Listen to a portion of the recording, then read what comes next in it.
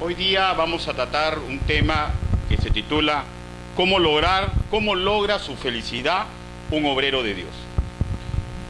Casi todos los libros del Antiguo Testamento, los evangelios y los tratados del Nuevo Testamento tocan el tema de la oración. Asimismo, los que nos formaron en la fe de Jesús el Cristo, Señor nuestro, nos enseñaron que la fuerza de un cristiano radica en la oración intercesora ante el trono de la gracia. Este poder puesto a disposición de todo nacido de nuevo es un arma para ser usada por todo obrero de Dios y es fundamental para lograr nuestra paz, una labor idónea y consecuentemente nuestra felicidad, porque ¿quién no desea ser feliz? Permítanme enfocarme en el cómo logra su felicidad un obrero de Dios y entrelazarlo con la oración intercesora y con un aspecto que no debe ser disociada. Hablo de vivir intentando imitar a nuestro Señor Jesucristo. Para lo cual, antes de orar, vayamos a las Escrituras. En el libro de Deuteronomio, capítulo 33.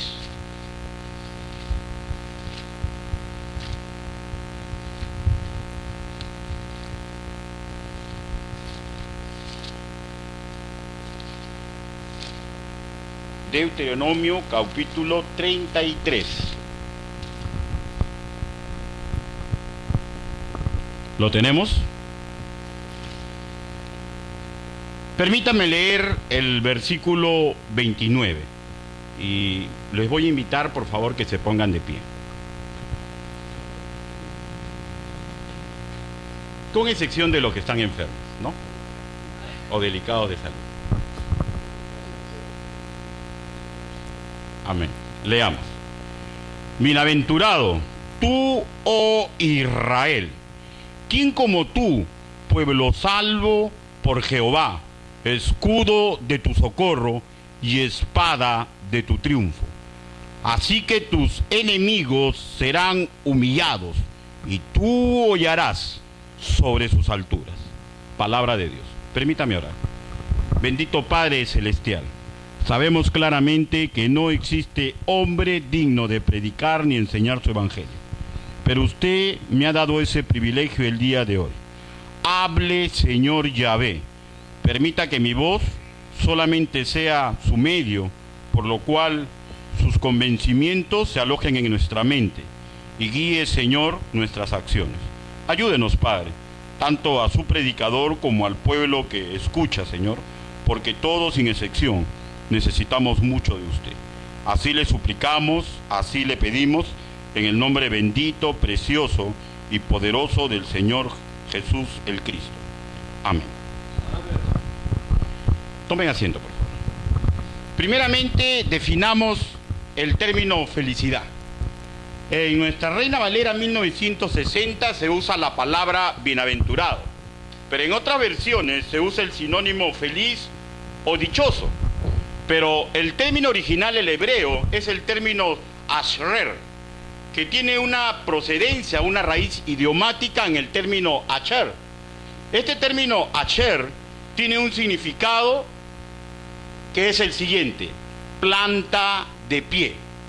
Si nuestro buen Dios inspiró las escrituras en el hebreo y en el griego koiné, se sobreentiende que estos idiomas son esenciales para explicarnos la óptica de Dios sobre conceptos útiles para nuestra vida y nuestro ministerio. Démonos cuenta que en innumerables versos bíblicos se usa la figura literaria del camino como símil de la ruta o sendero en que nosotros, como caminantes, o digamos como obreros de Dios, debemos poner la planta de nuestro pie, o digámoslo en otra forma, nuestra dedicación a hacer de acuerdo a las Escrituras.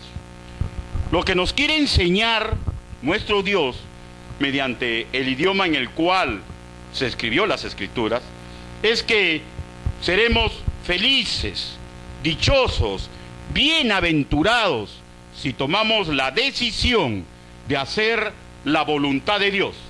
El salmista escribe: bienaventurados los que van por camino perfecto, registrado en el Salmo 119, versículo 1. Esto implica de parte del obrero de Dios el deseo y la dedicación de caminar bajo la tutela de Dios. Veamos ahora el segundo punto. Veamos la relación que existe entre nuestra felicidad y la oración. El concepto de la oración creo que no es necesario darle mucha explicación. Lo comprendemos como las peticiones de un hijo necesitado ante un padre amoroso y todopoderoso que dará de acuerdo a su voluntad. Pero debemos tener en cuenta que nuestro concepto de la felicidad sí o sí influenciará las peticiones que entregamos ante el trono de la gracia. Lo explicaré. Reaccionamos influenciados por conceptos que han sido asimilados por nuestra propia mente, y eso es un principio. Los hebreos sabían de ello. Les fue entregado este principio por revelación divina. Las Escrituras dicen: instruye al niño en su camino, y aun cuando fuere viejo, no se apartará de él. Y está registrado en Proverbios, capítulo 22, versículo 6. Diré, la instrucción, y creo que todo profesor o toda persona que se dedica al campo pedagógico sabe eso, la instrucción nos sirve para solucionar los conflictos o los problemas que se nos presentan. Una instrucción que no tenga consecuencia práctica no es instrucción. Es una cosa definitiva. La teoría tiene que dar lugar a la práctica, porque en la práctica es donde se ve los frutos de la teoría que se enseña. Permítame un ligero experimento que nos puede demostrar la validez del concepto pedagógico. Y este concepto, este principio funciona en cualquier idioma y en cualquier sistema educativo. Por favor, le voy a hacer una pequeña pregunta y no lo tomen, por favor, es una cuestión de experimento. Hermano, por favor, ¿cuánto es, pastor, cuánto es 2 más 2? Correcto. Pastor, ¿cuánto es 3 más 1? 4. Miren, quiero que ustedes noten lo siguiente. Una vez que el dilema es planteado a cualquier ser humano, la solución al problema planteado viene automáticamente, dado a que es parte de la educación que desde niños se les ha inculcado. Y este es un principio pedagógico. Lo que es implantada en nuestra mente y aceptada como válida van a guiar nuestras respuestas cuando los problemas se presenten en nuestra vida. Es un principio que debemos tener muy en cuenta, porque ello guía muchas circunstancias de nuestra vida y de nuestro ministerio. Leamos por favor algunas definiciones del término felicidad, que estas definiciones se constituyen como una escuela pedagógica si han sido asimiladas como válidas por nuestra mente. Debemos comprender que sí o sí influenciarán casi en automático en el momento que oremos y en el momento que pidamos o queramos contestación a las oraciones que demos ante el trono de la gracia. El primer concepto clásico es del griego, no del koiné, sino del griego clásico. Los griegos definían la felicidad como un estado en el cual la persona que es feliz estaba sobre las penas, fatigas y dolores.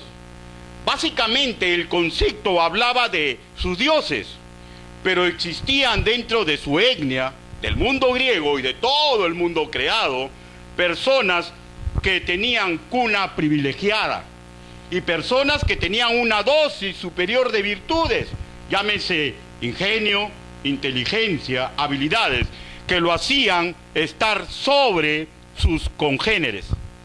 Pero también habían los pícaros, que sin mediar nada, luchaban para que esa dicha también sea como parte de su derecho. Veamos ahora un concepto que viene de las lenguas modernas. Tanto en las lenguas romances, háblese del español, francés, etc., y las lenguas de origen ario-germánico, en las cuales están clasificadas el inglés, el alemán y otras, vemos que definen la felicidad como una emoción enervada por poseer propiedades. Permítame leer Larousse, un diccionario de nuestra lengua castellana, pero ténganlo por seguro que el significado es parecido en el alemán y es casi idéntico en el inglés. Felicidad, definen los lingüistas. Y ojo que este diccionario es la base de la educación que se nos da. Felicidad, placer, satisfacción, gusto grande, suerte, salir con felicidad en su empeño. Como verán, las lenguas que guían la educación de las sociedades hablan claramente de emociones enervadas por poseer propiedades. Me parece más la definición de una persona consumista que de una persona que es feliz. Pero esta es la educación en la cual somos formados. Por eso es que la sabiduría bíblica nos dice, sin importar la edad que usted o el predicador tiene, sabemos que somos niños y Dios instruye a sus niños en su camino para que cuando seamos viejos no nos olvidemos de él.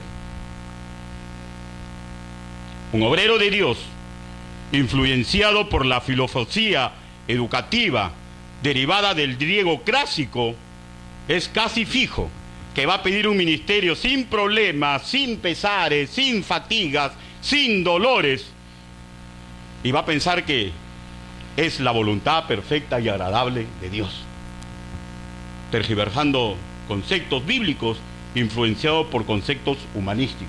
El mestizaje no es agradable para Dios. O puede ser de que cuando ya tenga el ministerio, ore y piense que todos sus pesares, todos sus malestares van a ser sí o sí solucionados.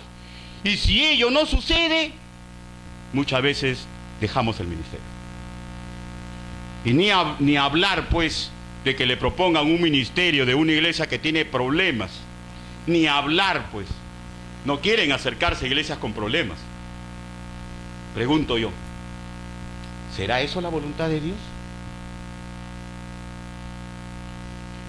La verdad del asunto, que cuando buscamos la felicidad en el ministerio, influenciado por ese tipo de filosofías que no tienen nada que ver con el pensamiento y la óptica de Dios, lo único que hacemos, violentamos las Escrituras. Sabemos claramente que en la epístola de los Hebreos, cuando habla de la galería de los fieles de la fe, hablan claramente que ellos alcanzaron buen testimonio, pese a que fueron apedreados, aserrados, puestos a prueba, muertos a filo de espada. Y eso está registrado en Hebreos capítulo 11, versículo 37. La verdad del asunto, de que conozco, y mi corazón sangra, cuando escucho siervos o personas que se están preparando para el ministerio, que malinterpretando la voluntad perfecta de Dios, no quieren ir donde las papas queman. No quieren ir. Y no solamente eso, si no hay un apoyo económico que creen idóneo, no se mueven. No se mueven. Una vez, de verdad que me rompió el corazón un siervo. Me invitó, la primera vez que me conocí, me invitó a su iglesia a enseñar. Y me quedó mirando un rato y me dijo, pero no me vas a fallar, ¿no? Y dije, ¿pero por qué? No, porque a veces me dicen que después me dejan colgado y no puedo ir. y después me entero que se han ido a otros sitios donde dan mejor ofrenda. La verdad que me dolió, pero es la realidad. Hay muchos que obran así. ¿Será la voluntad de Dios que hagamos así? Que nos estemos viviendo por el dinero y por las lógicas necesidades que tiene nuestra familia, y no por el que tú sí sea sí, tú no sea no, y vayamos detrás de la óptica y del deseo de Dios para enseñar la sana doctrina donde se nos necesite y donde hayamos comprometido nuestra palabra.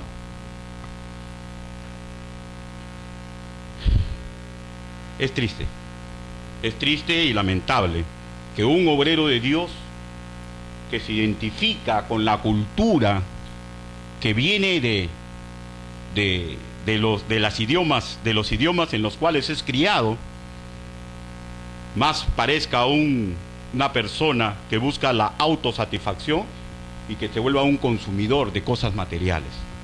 Conocí un jovencito de que estaba preparando en el seminario, y cuando le pregunté qué es lo que él pensaba del ministerio, miren, influenciado por lo que él veía en su iglesia, decía que él iba a reconocer la voluntad de Dios cuando una iglesia le llame a trabajar y le dé vacaciones, le dé dinero para que su hijo pueda estudiar y le dé muchas otras cosas más. Yo le pregunté, ¿y quién es el pastor de tu iglesia? Y cuando me respondió me di cuenta que era un hombre que vivía de acuerdo al contexto que se había sido educado. Pero este jovencito estaba copiando experiencias y estaba dejando de lado la forma en servir a Dios. ¿Y saben por qué no lo deseché el ministerio? Trabajó conmigo. Porque yo también pensaba así. Pero ¿saben qué? Que cuando me acerqué a las Escrituras y comencé a escudriñar lo que decían en ellas, me di cuenta que ese pensamiento era una perspectiva empresarial o secular, que es producto de la educación en la cual nos criaron nuestros padres, o con los cuales nos guían las sociedades. ¿Y saben qué? Dios me enseñó que debía sufrir para la gloria de su santo nombre. Y no fui ajeno a lo que dicen las Escrituras. Santiago enseña que pedimos mal, y eso nos hace inútil nuestras oraciones. Y permítame agregar que a veces esperamos respuestas de acuerdo a la cultura que se nos ha inculcado y despreciamos las respuestas que Dios nos está dando a las oraciones de ir y predicar el Evangelio. Fatalmente, la educación que asimilamos por válida guiará nuestras respuestas ante los dilemas y problemas que la vida nos plantea. Y del mismo modo, estos conceptos filosóficos que no nacen del Padre de las luces, en el cual hay perfección, sino de filosofías humanas, estorban oraciones ya contestadas por nuestro Dios y estorban las mismas peticiones al orar mal fuera de la voluntad de Dios. Esta educación que se nos ha inculcado por las sociedades en las cuales vivimos está asentada en nuestra mente y se niegan a ser desplazadas.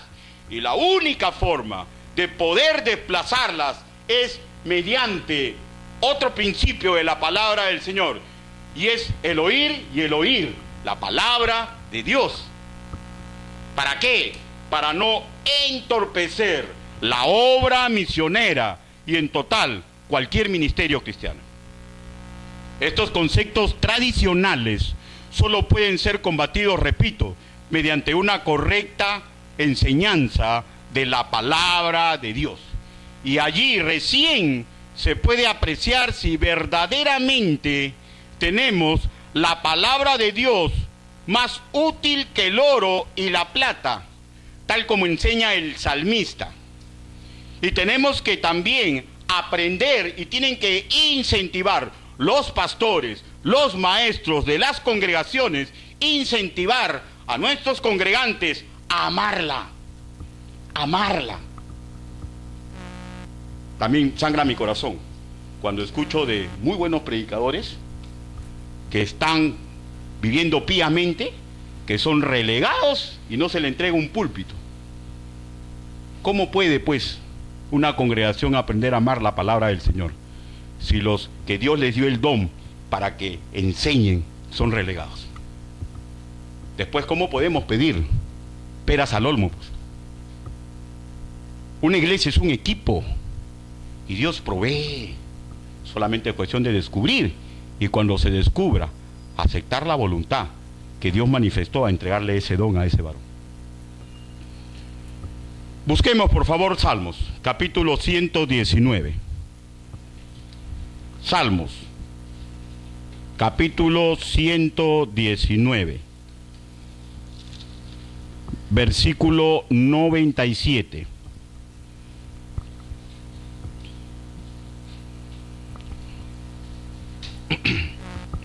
¿Lo tenemos, hermanos?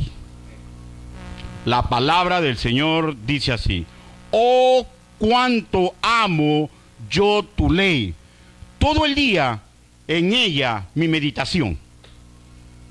El salmista dice eso, que ama y medita en ella.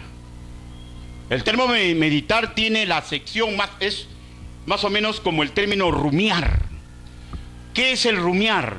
El rumiar es el proceso por el cual los rumiantes preparan su alimento, lo mastican, lo pasan al estómago, lo van preparando para que sea asimilado, lo regresan a la boca, lo vuelven a masticar, y ese proceso es hecho tantas veces hasta que el alimento está procesado de tal forma que es completamente útil para la subsistencia de ese ser. Y lo mismo es el meditar la palabra del Señor. Meditar la palabra del Señor es sacarle la raíz cuadrada, estar pensando cómo aplicarla para que nos sea útil en nuestro ministerio, útil en nuestra vida.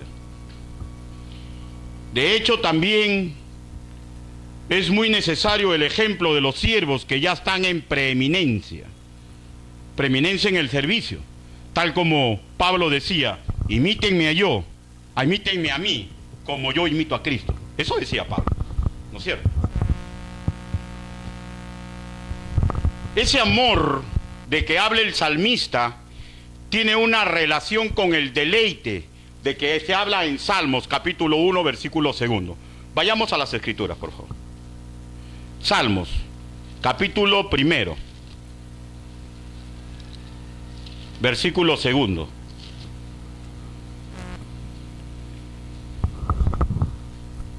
¿Lo tenemos? Ya, permítame leer, por favor. Sino que en la ley de Jehová está su delicia.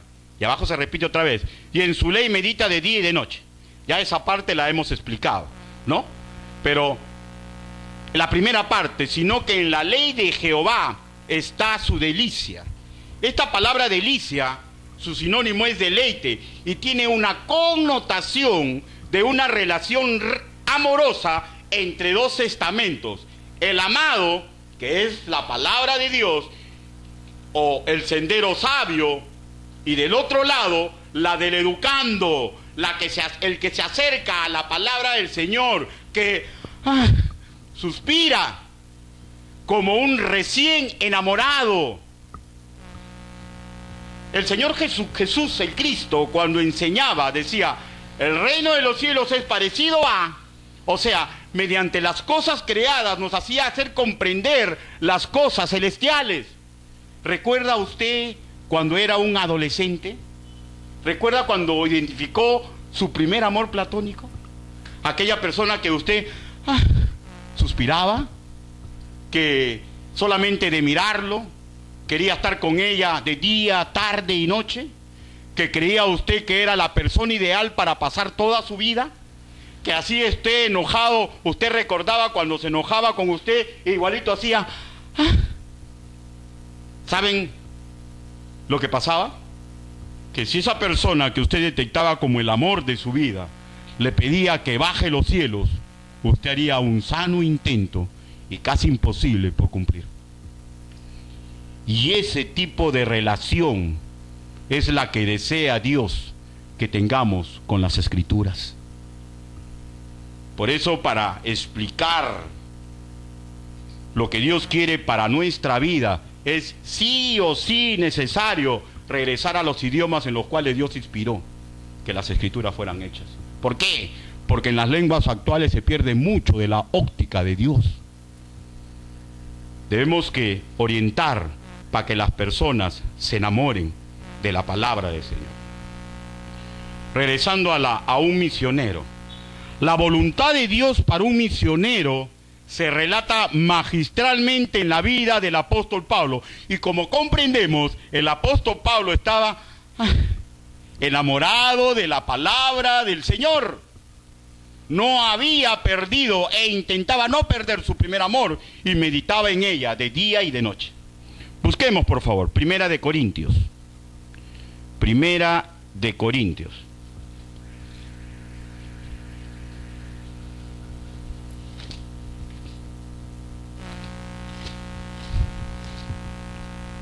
Capítulo 16.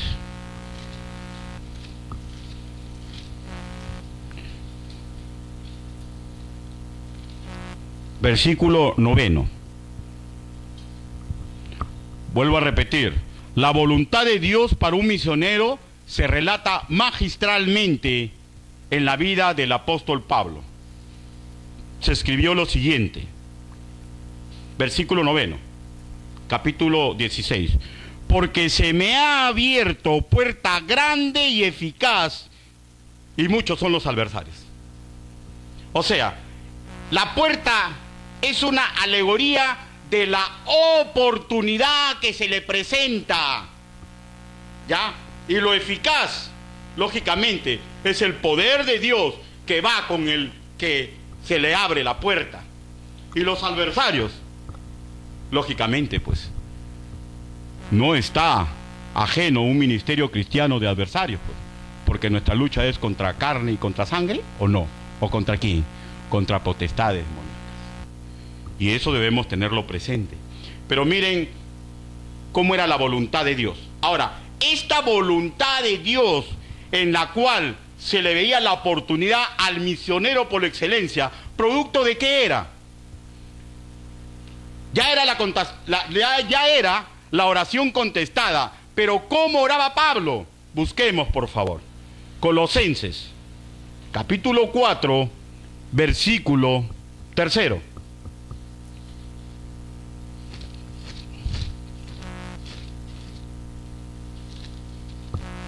¿Lo tenemos?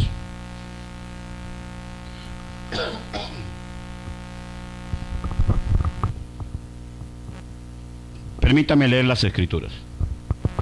Orando también al mismo tiempo por nosotros, para que el Señor nos abra puerta, otra vez la alegoría de la oportunidad, para la palabra, a fin de dar a conocer el ministerio de Cristo, por el cual también estoy preso. Definitivamente Pablo estaba preso, ¿ya?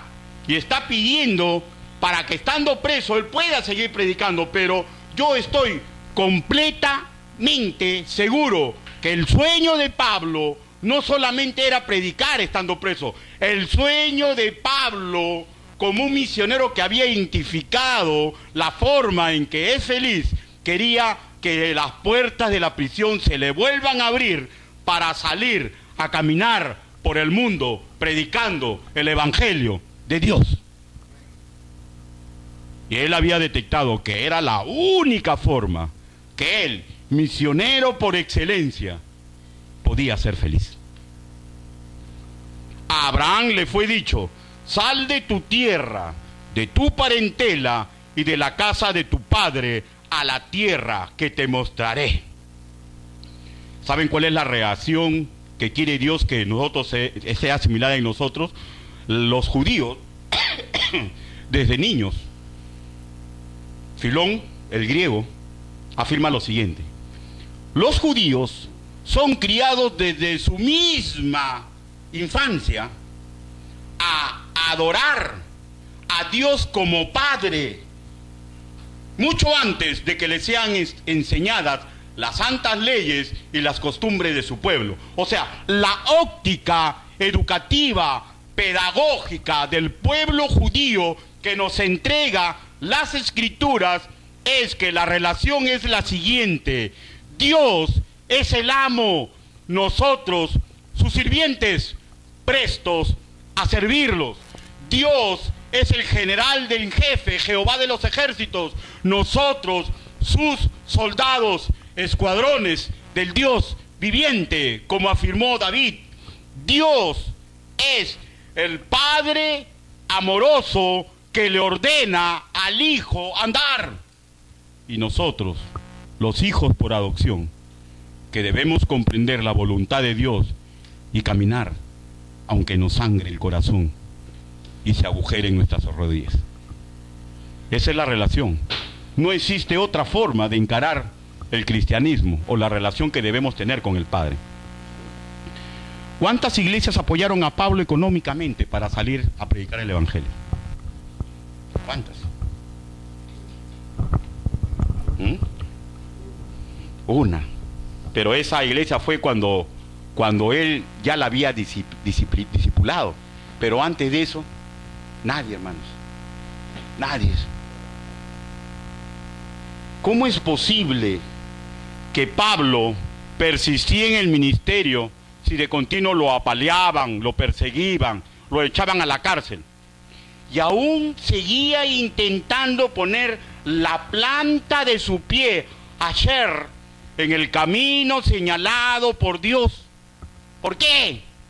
Porque Pablo se había dado cuenta, mediante el estudio y el amor que le tenía a las Escrituras, que era la única forma en que un misionero puede ser feliz. Él oraba y no desaprovechaba la oportunidad cuando la puerta se abría, sin importar las circunstancias no muy agradables que rodeaban esa oportunidad permitida por Dios. El mandato para la iglesia, y lo sabemos todos, pues que es parte de la gran comisión, es ir y predicar su evangelio, bautizándolos en el nombre del Padre, del Hijo y del Espíritu Santo, enseñándoles, ¿no?, a guardar sus mandamientos. Es así, hermanos. O sea, pero dense cuenta que la gran comisión empieza otra vez con la palabra id, o sea, otra vez la figura literaria del camino, y a nosotros nos dice: pongan la planta de su pie. De una forma magistral, el Señor nos está enseñando que Él ha proveído y ordenado un único camino para que los que ya reconocieron su mandato sean felices.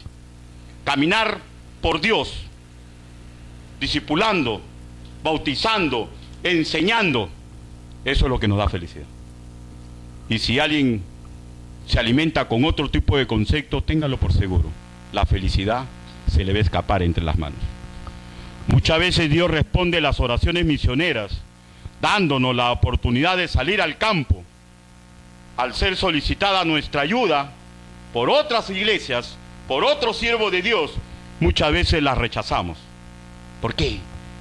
Porque en el fondo estamos desconfiando de la provisión de Dios. Y estamos esperando una ayuda perfecta para tener un ministerio sin conflictos. Y eso no es la óptica de Dios. Y eso no es la óptica de Dios. Yo estoy muy contento de la labor de Atocri.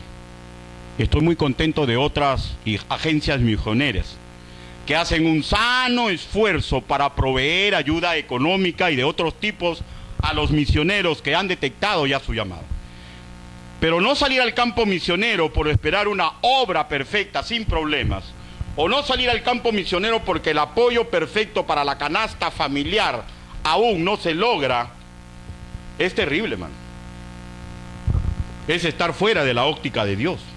Cuidado, porque así como se abre la puerta, en algún momento se cierra. Y habremos desaprovechado la oportunidad con que Dios nos proveyó para que un misionero sea feliz. Algunos dirán: qué fácil enseña, ¿no? Claro, como él no está en eso. Hermanos, la primera vez que me hice cargo como pastor interino de una obra misionera fue cuando mi pastor Mayer me lo solicitó.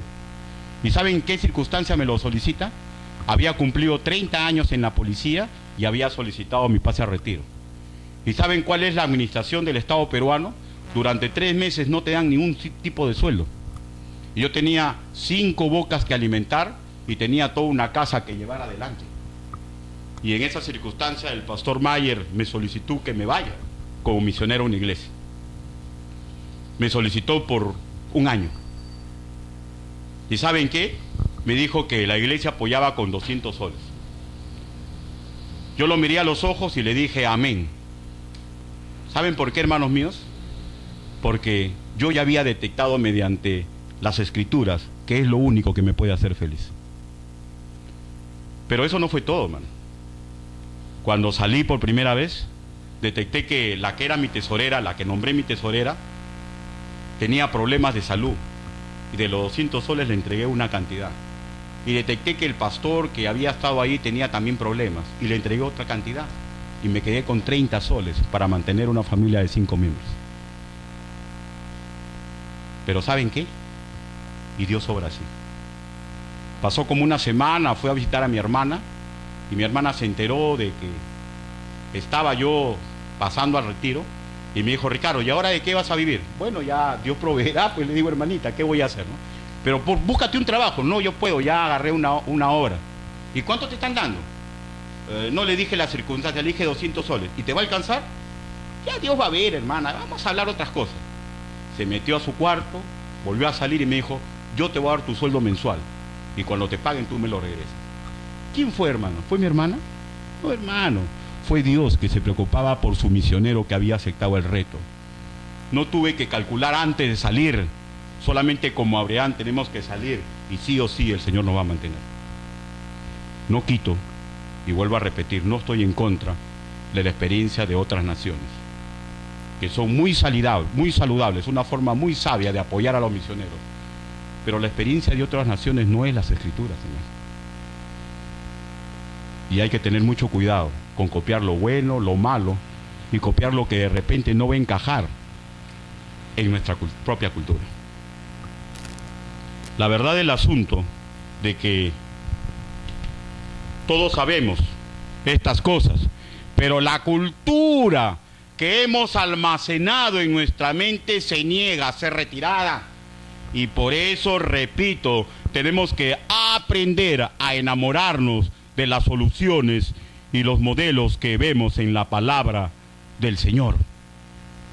Un misionero es la punta de lanza para destruir fortalezas de maldad. Y eso es lo que nos debe dar felicidad. Los que acepten el reto de salir a luchar por la honra y gloria de Dios, yo estoy convencido, no serán avergonzados. Otro tema es hablar de la inmadurez o de la madurez de ciertas iglesias locales que apoyan o abandonan al obrero. Pero ese es otro tema. Ese es otro tema. Hoy estoy enseñando sobre lo que verdaderamente da felicidad a un misionero. Ojo que no son ideas de un predicador, son los conceptos que nacen de escudriñar las escrituras.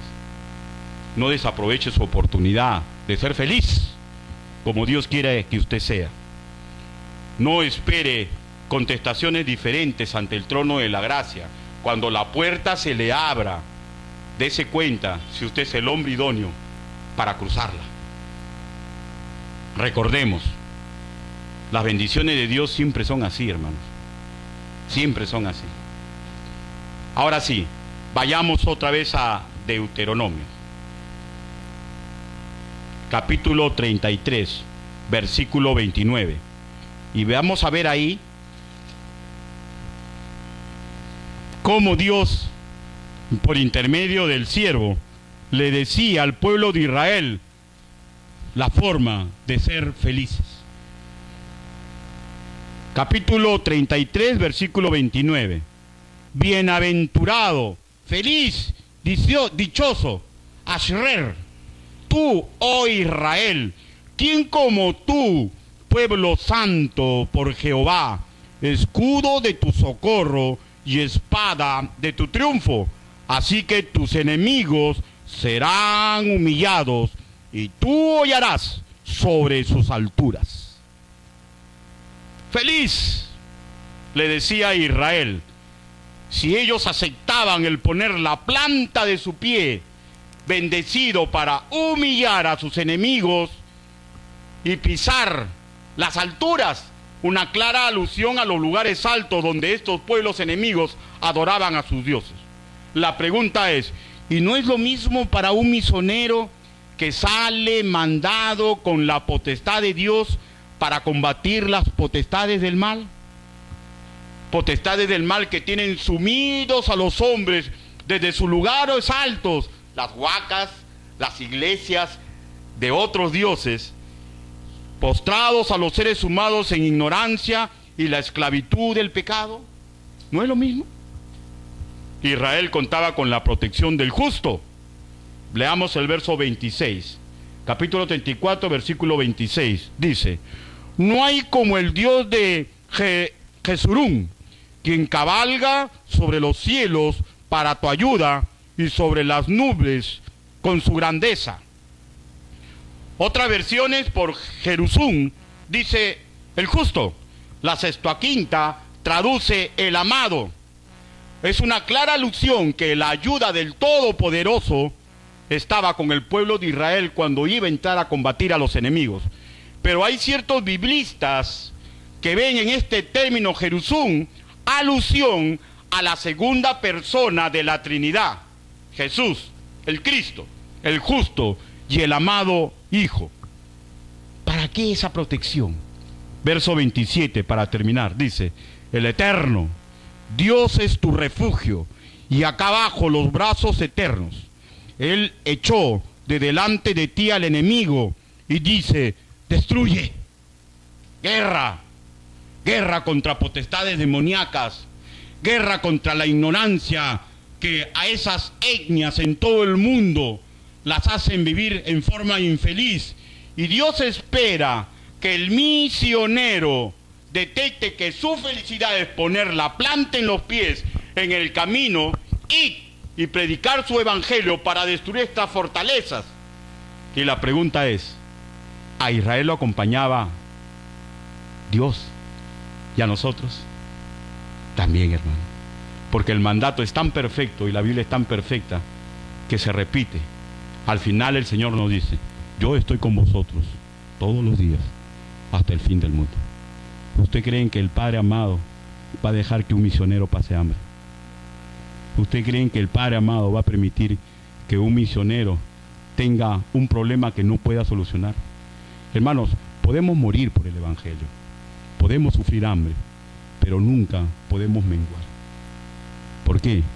Porque si usted ha decidido caminar en los pasos del Señor Jesucristo, tiene que darse cuenta que el Señor no tenía dónde reposar su cabeza.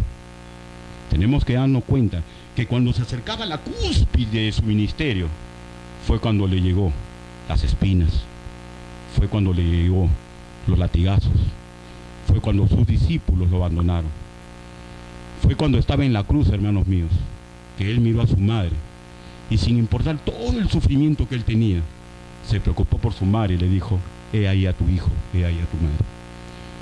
El que ha sido llamado para caminar por la gloria y honra del Señor tiene que darse cuenta que solamente encuentra felicidad en ayudar a las personas que necesitan de Él, sin importar los sufrimientos típicos que va a tener en el ministerio.